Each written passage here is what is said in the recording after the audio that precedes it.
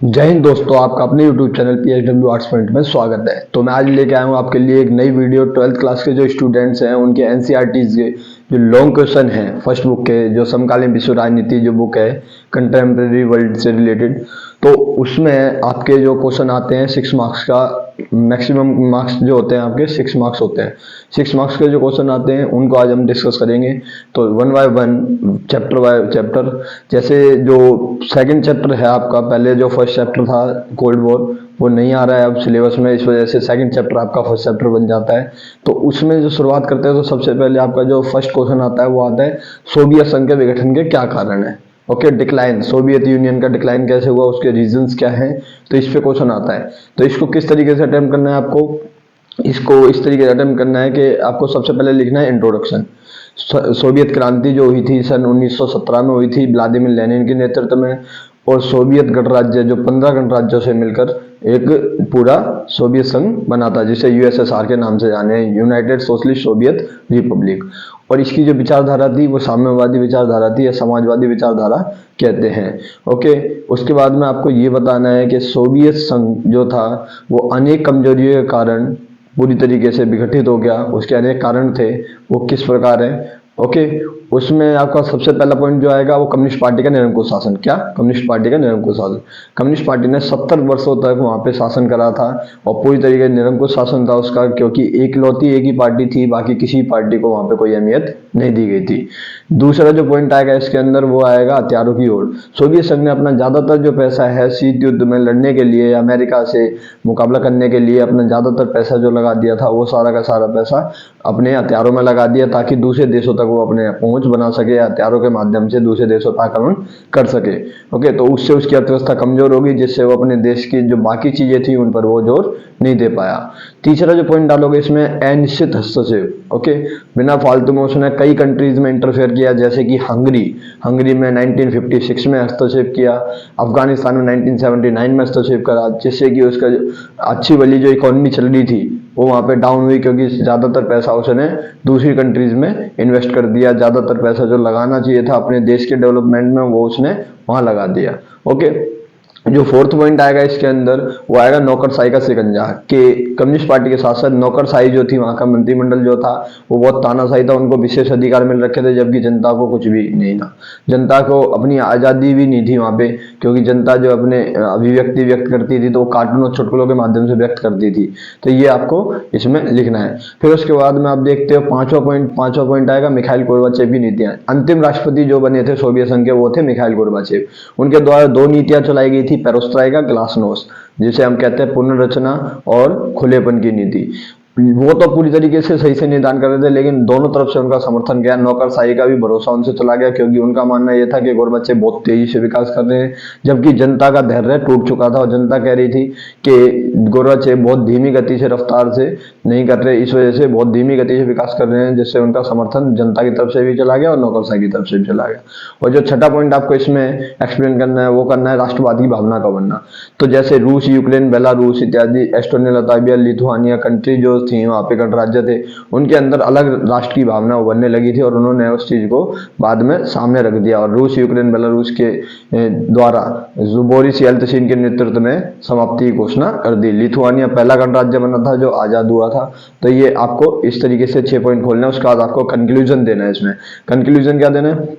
Soviet संघ जो कि 15 गणराज्यों से मिला एक बहुत बड़ा संघ था, वो अपनी कुछ कमजोरियों के कारण पूरी तरीके से विघटित हो गया, जिससे कि अमेरिका एक अकेली महाशक्ति बाद में बची थी। ओके, दूसरा क्वेश्चन जो देखने मिलता है हमारे को इसमें, इसी चैप्टर का दूसरा क्वेश्चन है सोवियत प्रणाली की विशेषता एवं कमियां बताओ।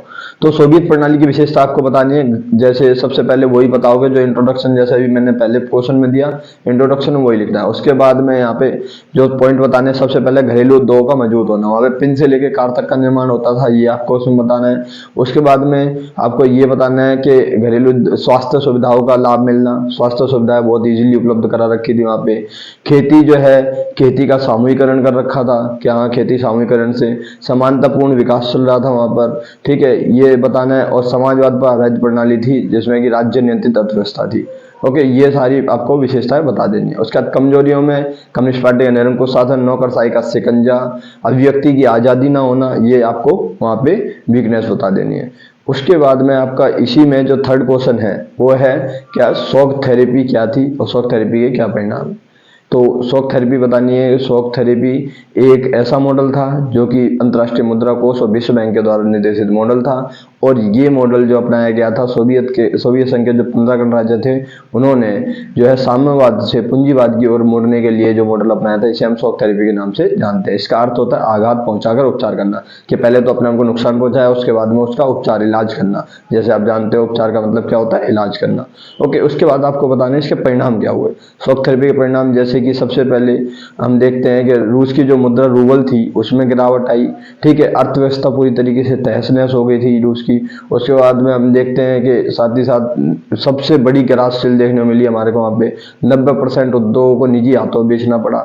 जो राष्ट्रपतियों ने अपने आप को सत्तावादी बना लिया वहाँ पर, जो जराम पेशा लोग।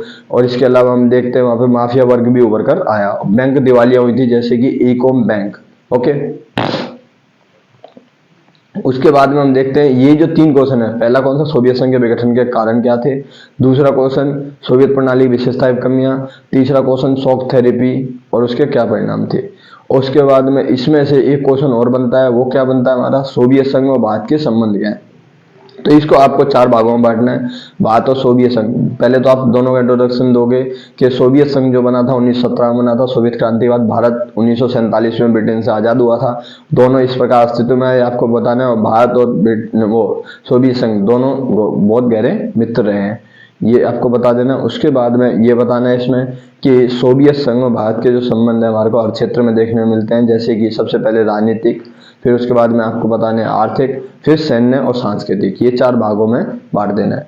राजनीतिक में क्या है, भारत के जैसे और सोवियत संघ के जो नेता हैं एक दूसरे देश का दौरा करते रहे हैं। जैसे कि भारत से आपको पता होगा कि आने वाले टाइम में भी, और देखेंगे हम अभी भी, जैसे कि व्लादिमीर पुतिन है वो भारत का दौरा कई बार करके गए। नरेंद्र मोदी के द्वारा रूस का दौरा किया गया कई बार। ओके, तो ये आपको इसमें बताना है राजनीतिक वाले में। आर्थिक में क्या होता है ना, 1971 के युद्ध में भारत की हेल्प करी, सोवियत संघ ने करी थी उस समय पर, हथियारों से चाहे कैसे भी। और ज्यादातर व्यापार जो होता है वो रूस से हम अभी भी करते हैं, जो अभी सोवियत संघ का उत्तराधिकारी है। उसके बाद आपको बताना है सैन्य में जितने भी मोस्टली हथियार जो दिए गए हैं वो आपको पता होना चाहिए कि रूस के द्वारा हमारे को हेल्प की गई थी 1971 के वॉर में। ओके, उन्होंने हथियार दिए थे। अभी भी ब्रह्मोस मिसाइल है वो हमने रूस की सहायता से ही मिलकर बनाई है। और साथ ही साथ हम कई एक्सरसाइज करते हैं उसके साथ, जैसे इंदिरा अभियंत्रा एक्सरसाइज अभी भी हमारे को देखने को मिलती है। और सामाजिक सांस्कृतिक में आपको बताना है कि भारत की जो फिल्में आज भी वहाँ पर देखी जाती है, राज कपूर, अमिताभ बच्चन घर घर में फेमस है वहाँ पर। और वहाँ की कुछ मूवीज जो हैं अभी भी हम यहाँ पर देखते हैं। तो इस तरीके से साहित्य का भी आदान प्रदान होता है। उसके बाद हम देखते हैं अगला चैप्टर। ये जो है इसके अंदर आपके 4 क्वेश्चन देखने को मिले, कौन कौन से, सोवियत संघ के विघटन के कारण, सोवियत प्रणाली विशेषताएं कमियां, उसके बाद शॉक थेरेपी क्या है और उसके परिणाम क्या है। और फोर्थ जो क्वेश्चन देखने को मिला हमारे को वो ये देखने को मिला कि भारत और सोवियत संघ के संबंध क्या है। अगला जो चैप्टर है आपका वो है जो सत्ता के वैकल्पिक केंद्र से रिलेटेड, जिसमें कि हम देखते हैं जो क्वेश्चन आता है पहला वो आता है यूरोपीय संघ किस प्रकार एक शक्तिशाली संगठन है। यूरोपीय संघ किस प्रकार एक शक्तिशाली संगठन देखने को मिलता है हमारे को। तो इसमें आपको इंट्रोडक्शन देना है सबसे पहले कि यूरोपीय संघ का जो विकास का जो पूरा पैटर्न है वो बताना है। सबसे पहले सन 1948 में मार्शल योजना के तहत यूरोपीय आर्थिक सहयोग संगठन की स्थापना होती है। उसके बाद में 1949 यूरोपीय परिषद का गठन हुआ। 1957 में EEC यूरोपीय इकोनॉमिक कम्युनिटी का गठन हुआ। फिर उसके बाद में हम देखते हैं 1979 में पहली बार यूरोपीय संघ के लिए चुनाव कराया गया, प्रत्यक्ष चुनाव। उसके बाद में 1992 में 1992 में मोस्ट्रिक्ट ट्रीटी के तहत, मोस्ट्रिक्ट संधि जो हुई थी उसके तहत ये यूरोपीय संघ का गठन किया गया। और इसका जो यूरोपीय संघ के झंडे का वर्णन कर देना इसमें फिर थोड़ा आपको। उसके बाद में आपको जो पॉइंट बताने हैं, सबसे पहले जो पॉइंट आएगा इसके अंदर वो आएगा एक राष्ट्रीय पहचान का होना। यूरोपीय संघ की जो है एक झंडा, एक स्थापना दिवस, एक राष्ट्रगान है वहाँ का। ओके, ये बताना है। फिर उसके बाद में इसमें आपको दूसरा जो पॉइंट डालना है वो डालना है एक मजबूत अर्थव्यवस्था के 17,000 अरब डॉलर से भी ज़्यादा इसकी अर्थव्यवस्था देखने को मिलती है। विश्व में दूसरे नंबर पर अमेरिका के बाद जिसकी अर्थव्यवस्था आती है वो यूरोपीय यूनियन ही है। ओके, उसके बाद परमाणु संपन्न देश, जो अभी भी फ्रांस जो है, पहले ब्रिटेन फ्रांस दो हुआ करते थे, अभी जो फ्रांस है वो अभी इसका सुरक्षा परिषद में स्थायी सदस्य है और साथ ही साथ परमाणु संपन्न देश भी है। तो ये 4 पॉइंट डालने हैं। उसके बाद में आपको ये डालना है मौजूद सैन्य व्यवस्था के। आज भी जो 28 देशों की जो मिली जुली सेना है, वो अगर एक देश के खिलाफ कहीं पर भी अभियान करेगी तो ईजिली वो किसी को भी पराजित कर सकते हैं। ये इसकी जो है विशेषता है किस जो इसे मजबूत बनाती है। उसके बाद कमजोरी में क्या लिखना है आपको कि यूरोपीय बाजार से अलग रखने की मांग ब्रिटेन ने करी थी और ब्रेग्जिट भी कर गया ब्रिटेन। ओके, मार्garet थ्रेचर जो ब्रिटेन की प्रधानमंत्री थी, उन्होंने अपने आप को हमेशा यूरोपीय बाजार से अलग रखा। दूसरा जो पॉइंट डालना है इसके अंदर वो आपको डालना है डेनमार्क और स्वीडन जो है, वहाँ की जो करेंसी है यूरो, उसको मानने से इनकार करते हैं आज भी। ओके, एक विदेश नीति अपनाना अभी तक पूरी तरीके से सफल नहीं हुआ है इसका यूरोपीय संघ का, तो ये आपको इसमें बताना है। फिर आते हैं दूसरा क्वेश्चन जो इस चैप्टर का है वो है आसियान किस प्रकार एक शक्तिशाली संगठन देखने को मिलता है हमारे को, या आसियान को कौन सी चीजों से खास बनाती है। तो इसमें बताना है आपको पहले इंट्रोडक्शन में कि आसियान जो है सन 1967 में 5 देशों के द्वारा बनाया गया था। Indonesia, Malaysia, Philippines, Singapore, Thailand, इन 5 संस्थापक देशों के द्वारा इसका निर्माण किया गया। बाद में 5 देश नए आए, Vietnam, Laos, Cambodia, Darussalam, Vietnam, Laos, Cambodia, और इसके अलावा हम देखते हैं इसमें म्यांमार है। तो ये 5 देश बाद में ऐड हो गए थे और फिर अभी तिमोर लिस्ट को जोड़ा गया, तो टोटल अब मिलाकर 11 सदस्य हो गए हैं इसके। ओके, तो इसमें आपको पहले इंट्रोडक्शन में ये बता दूं, इसके झंडे का वर्णन कर देना। फिर उसके बाद में पॉइंट में क्या आएगा, सबसे पहले इसमें आसियान के 3 स्तंभ बता देने आपको। आसियान सुरक्षा समुदाय, ओके, उसमें आसियान सुरक्षा समुदाय में बताओगे कि इसके अंदर ये जो भावना देखने मिलती है 10 देशों की आपस में मिलकर सुरक्षा करना, इनकी उद्देश्य देखने में मिलता है हमारे को, जो पूरी तरीके से हम देखते हैं। उसके बाद में ये बताना है कि आसियान आर्थिक समुदाय का क्या लक्ष्य है कि एक ऐसा आर्थिक विकास करना जो कि सभी का मिला जुला विकास हो, सभी देश मिलकर मुक्त व्यापार समझौता भी करा इन्होंने, उसके लिए वो बताना है आपको। उसके बाद में आसियान सामाजिक सांस्कृतिक समुदाय का कि अपने कल्चर को ज़्यादा से ज़्यादा दूसरे देशों तक फैलाना और साथ ही साथ अपने देशों के अंदर ज़्यादा से ज़्यादा अपने कल्चर को बढ़ावा देना। उसके बाद देखते हैं हम कि ये जो तीनों समुदाय को बता दो, फिर बताओगे आसियान शैली।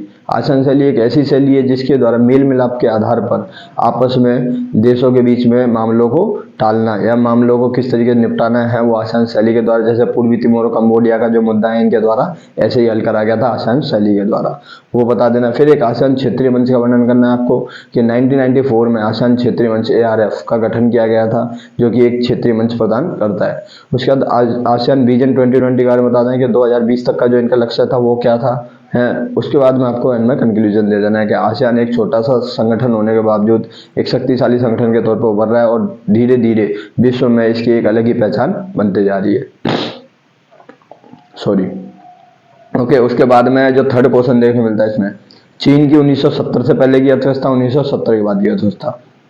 चीन सन 1949 में बना था, माओ की क्रांति के बाद में, माओवादी जो क्रांति हुई थी चीन में, जैसे हम साम्यवादी क्रांति भी कहते हैं, 1949 में बनने के बाद वहाँ पे पिन से लेकर कार तक का घरेलू उद्योगों पर ज़्यादा जोर दिया गया था कि घरेलू स्तर तक ही हमारे को विकास करना है। सारी चीज़ें वहाँ पर घरेलू स्तर पर करी गई और धीरे धीरे विकास हो रहा था, लेकिन उस विकास का फायदा ना आम लोगों तक नहीं पहुँच पा रहा था क्योंकि जनसंख्या भी बहुत तेज गति से बढ़ती जा रही थी, जो उस पर पानी फेरती जा रही थी उसके विकास पर। ओके, फिर 1970 के बाद चीन ने अपने अंदर कई बदलाव किए, वो बताने आपको। सबसे पहले 1972 में एक जो चीन है, चीन के द्वारा जो करा गया, सबसे पहले एकांतवास को खत्म करा के अमेरिका के साथ संबंध बनाकर उसने व्यापार करना शुरू कर दिया अमेरिका से, वो बताना है। पहला क्या पॉइंट है, एकांतवास को खत्म करना। उसके बाद में दूसरा जो है 1973 में चाउ एन लाई के आधुनिकरण के 4 प्रस्ताव, जिसमें रक्षा, जिसे हम सेना के नाम से जानते हैं, सेना रक्षा, या फिर प्रौद्योगिकी, जिसे विज्ञान प्रौद्योगिकी कहते हैं, और कृषि विज्ञान प्रौद्योगिकी, सेना, और ये जो 4 क्षेत्र थे वहाँ पे, कृषि, सैन्य, विज्ञान प्रौद्योगिकी और सेना, ये जो देखने को मिलते हैं हमारे को, इन क्षेत्रों में उन्होंने आधुनिकरण के 4 प्रस्ताव रखे और उसके माध्यम से देश को विकसित करने पर जोर दिया। फिर उसके बाद में 1973 के बाद में आपका आता है 1978। 1978 में देंग शाओपिंग वहाँ के जो प्रेसिडेंट थे, उनके द्वारा खुले द्वार की, ओपन डोर की पॉलिसी अपनाई गई, ज़्यादा से ज़्यादा देशों तक अपने व्यापार को फैलाना। उसके बाद हम देखते हैं 1982 में, 1982 में खेती का निजीकरण किया गया। 1998 में जो है उद्योगों का निजीकरण किया गया, प्राइवेटाइजेशन कर दिया 1998 में। उसके बाद 2001 में WTO की सदस्यता मिल गई इसकी। तो इसके आपको इस तरीके से पॉइंट बना देने हैं। उससे पहले आप ये भी मेंशन कर सकते हो 1964 में उसके द्वारा परमाणु भी बना लिया गया था। 1972 में सुरक्षा परिषद में स्थायी सदस्यता भी मिल गई थी उसको। ओके, तो ये 3 क्वेश्चन इस चैप्टर से रिलेटेड है। कौन कौन से, जिसमें कि हम देखते हैं सबसे पहले यूरोपीय संघ किस प्रकार एक शक्तिशाली संगठन है, दूसरा आसियान किस प्रकार शक्तिशाली संगठन है, तीसरा क्वेश्चन है चीन की 1970 से पहले की अर्थव्यवस्था और बाद की अर्थव्यवस्था।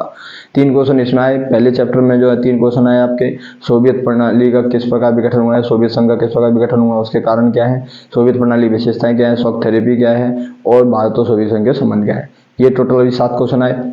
उसके बाद अगले चैप्टर पे चलते हैं हम। अगला चैप्टर है दक्षिण एशिया वाला। दक्षिण एशिया से रिलेटेड जो क्वेश्चन आता है आपका, सबसे पहला तो आएगा कि जातीय संघर्ष, श्रीलंका का जातीय संघर्ष। तो उसमें आपको बहुत इंपॉर्टेंट चीज़ें याद रखनी है, जैसे कि श्रीलंका 1948 में एक देश बना था। 1948 में उस समय उसे सिलोन कहा जाता था। वहाँ पे अच्छा वाला लोकतंत्र चल रहा था और एक बहुत अच्छी तरीके से वो देश विकास कर रहा था, लेकिन उसको ना तो किसी राजतंत्र का सामना करना पड़ा, ना ही कोई आतंकवाद की समस्या का, बल्कि उसको अपने ही आंतरिक संघर्ष का सामना करना पड़ा, जो था जातीय संघर्ष। जातीय संघर्ष जो कि वहाँ पे जो देखने मिलता है हमारे को शेहली और तमिल के बीच। शेहली बहुसंख्यक थे और तमिल वहाँ पे अल्पसंख्यक थे। कुछ लोग जो है वो भारत से भी जाकर वहाँ पे बसे थे, तो उन दोनों के बीच में संघर्ष देखने मिलता है। फिर बाद में लिट्टे बना दिया जाता है तमिल लोगों के द्वारा, अपनी मांग रखने के लिए वो अलग राष्ट्र की मांग करने लग जाते हैं, तमिल ईलम। तो जो लिट्टे था, liberation tigers of Tamil Eelam, ये 1983 में बनाया जाता है। उसके द्वारा फिर पूरी तरीके से अलग देश की मांग करी जाती है। जब श्रीलंका ने हेल्प मांगी भारत से, तो भारत ने यहाँ से 1987 में यहाँ से सेना भेजी। जब उस समय पर प्रधानमंत्री राजीव गांधी थे, तो ऑपरेशन पवन के तहत यहाँ से सेना भेजी, बट वहाँ पे जाके वो सेना उन्हीं के बीच मामले में उलझ जाती है, जिससे कि वहाँ की जो सरकार थी उनका कहना था कि भारत जो है फालतू में दखलंदाजी कर रहा है, तो भारत को फिर बाद में सेना वापस बुलानी पड़ती है बिना उद्देश्य को हासिल किए हुए। तो 1989 में बिना उद्देश्य को हासिल किए हुए भारत की सेना वापस आती है यहाँ पर। उसके बाद में आपको इसमें बताना है उस सेना का नाम क्या था, IPKF, Indian peace keeping force. और ये संघर्ष चल का रहा था, श्रीलंका के जाफना शहर में चल रहा था। उसके बाद में आपको इसमें इम्पोर्टेंट चीज़ जो बतानी है वो ये बतानी है कि 2009 में इसको स्कैंडिनेवियाई देशों के द्वारा पूरी तरीके से जो है लिट्टे को भी खत्म कर दिया गया और जातीय संघर्ष अब वहाँ पर देखने को नहीं मिलता। स्कैंडिनेवियाई देश कौन कौन से, नॉर्वे, डेनमार्क, स्वीडन और आइलैंड। ओके, ये आइसलैंड। ओके, ये जो कंट्रीज हैं इनके द्वारा उसमें मध्यस्थता की भूमिका निभाई गई थी। उसके बाद में उसमें भारत और पाकिस्तान के संबंधों का वर्णन करें, तो भारत और पाकिस्तान के पहले आपको दोनों का इंट्रोडक्शन देना है कि भारत और पाकिस्तान दोनों ही 1947 में राष्ट्र बने थे। ओके, उसमें ये बताना है फिर आपको कि दोनों ने ही विकास सही तरीके से नहीं करा, क्योंकि भारत जो है वो एक गति में बहुत तेज़ी से विकास करते जा रहा है, जबकि पाकिस्तान में आज तक उस चीज़ के विकास के लाले पड़ रहे हैं। आप देखते रहते हो, आए दिन पाकिस्तानी खबरें आती रहती हैं। ओके, तो वो आपको पहले बताना है कि दोनों एक साथ आज़ाद जरूर हुए, पर दोनों एक ही नक्शे कदमों पर नहीं चले। ओके, उसके बाद में देखते हैं हम कि इसमें भारत और पाकिस्तान के अच्छे संबंध और बुरे संबंध बताने हैं। तो आप सबसे पहले जो बताओगे वो बुरे संबंध बताओगे, जैसे कि 1948 का कश्मीर को लेकर युद्ध जो POK को लेकर हुआ था, पाकिस्तान अधिकृत कश्मीर, पाकिस्तान ऑक्युपाइड कश्मीर जो उन्होंने कब्जा करा था वो। फिर उसके बाद 1965 का जो युद्ध हुआ था वो कच्छ के रण को लेकर हुआ था, जो गुजरात का रेगिस्तान, हमारा कच्छ का एरिया, वहाँ पर अटैक कर दिया गया था वहाँ पे। उसके बाद में हम देखते हैं इस पे कई मूवी बनी है, जैसे भुज मूवी बनी थी अभी रिसेंट में। फिर 1971 का वॉर जो बांग्लादेश को हमने आज़ाद कराया, बांग्लादेश की लिबरेशन को लेकर जो लड़ा गया था, इंडिया के द्वारा हेल्प की गई थी बांग्लादेश की। उस समय बांग्लादेश के जो वहाँ के बंगाली लोग थे उनको दबाया जा रहा था। ओके, 1971 का युद्ध। उसके बाद 1999 का कारगिल युद्ध। कारगिल युद्ध जो है द्रास, मास्को, काक्सर, बतालिक 4 क्षेत्रों को लेकर हुआ था 1999 में। और ये युद्ध इसलिए खास था क्योंकि दोनों ही परमाणु संपन्न देश बन चुके थे 1998 में। तो ये आपको बताने हैं 4 युद्ध कौन कौन से, 48 का, फिर उसके बाद 65 का, फिर उसके बाद 71 का, फिर 99 का। उसके बाद अच्छे संबंध बताने हैं। अच्छे संबंध में आपको सबसे पहले जो बताना है सिंधु जल समझौता 1960 में हुआ। उस समय कौन कौन से 2 नेता थे, नेताओं के नाम आपको पता होने चाहिए, जिसमें कि अपनी तरफ से जो इंडिया की तरफ से थे वो जवाहरलाल नेहरू थे, उधर से आयूब खान थे। फिर 1966 में लाल बहादुर शास्त्री और आयूब खान के बीच में ताशकंद समझौता, जो कि वहाँ पे ही लाल बहादुर शास्त्री की डेथ हो जाती है। उसके बाद 1972 में शिमला समझौता जो देखने मिलता है हमारे को इंदिरा गांधी और जुल्फिकार अली भुट्टो के बीच। ठीक है, 1971 में याह्या खान वहाँ के हेड थे, लेकिन बाद में वो बन जाते हैं कौन, जुल्फिकार अली भुट्टो। ओके, फिर उसके बाद में दिल्ली लाहौर बस सेवा की शुरुआत कह सकते हो 1999। और जो समझौता एक्सप्रेस और थार एक्सप्रेस ट्रेन चलती हैं उनका वर्णन आप कर सकते हो। फिर नीचे कंक्लूजन देना है कि भारत और पाकिस्तान के जो संबंध हैं हमेशा खट्टे और मीठे दोनों तरीके देखने मिलते हैं हमारे को, कि हाँ, ना तो हमेशा इतने मधुर रहे हैं कि हम कह सकेंगे दोनों एक दूसरे के दोस्त हैं, और इतने ज़्यादा हमेशा कठोर भी नहीं रहे हैं कि हम कह सकें कि कट्टर बिल्कुल ही दुश्मन है। कि हाँ हमारे को कुछ अच्छे भी देखने को मिलते हैं, कुछ बुरे भी, इस तरीके से बताना है आपको। ऐसा नहीं कि अपनी भावनाओं को आधारित होकर कहीं तुम आप बता दो कि ऐसा है भारत और पाकिस्तान तो कट्टर दुश्मन है, ये चीज़ नहीं करनी है। ओके, उसके बाद में हमारे को इस चैप्टर में और क्वेश्चन देखने मिलते हैं, वो ये देखने मिलते हैं कि दक्षिण एशिया की समस्याएं क्या हैं। अगर ये क्वेश्चन आ जाए कि दक्षिण एशिया में कौन कौन सी चुनौतियां देखने को मिलती है, तो उसको किस तरीके लिखना है आपको। तो पहले आप दक्षिण एशिया का इंट्रोडक्शन दोगे, दक्षिण एशिया में 8 देश कौन कौन से आते हैं वो बताना है। सार्क की स्थापना 1985 में हुई थी। फिर उसके बाद में इसकी चुनौतियां बतानी है, कौन कौन सी चुनौतियां। जैसे आप देखते हो सबसे पहली जो समस्या देखने मिलती है यहाँ पे, आतंकवाद की समस्या देखने मिलती है। फिर उसके बाद में आप बताओगे कि बढ़ी हुई जनसंख्या, यहाँ पे इतनी ज़्यादा जो जनसंख्या है और एरिया के हिसाब से जनसंख्या बहुत ज़्यादा देखने को मिलती है हमारे को। दूसरा पॉइंट इसके अंदर जनसंख्या वृद्धि लिखोगे। तीसरा जो पॉइंट देखने मिलता है गरीबी, कि यहाँ पे ज़्यादातर जो देश हैं वो बहुत गरीब देश हैं, ठीक है। उसके बाद में चौथा पॉइंट जो आपको लिखना है, इसमें जातीय संघर्ष देखने को मिलता है। श्रीलंका का जातीय संघर्ष और फिर भारत में भी अनेक जातियों के बीच में संघर्ष होता रहता है। 4 हो गए।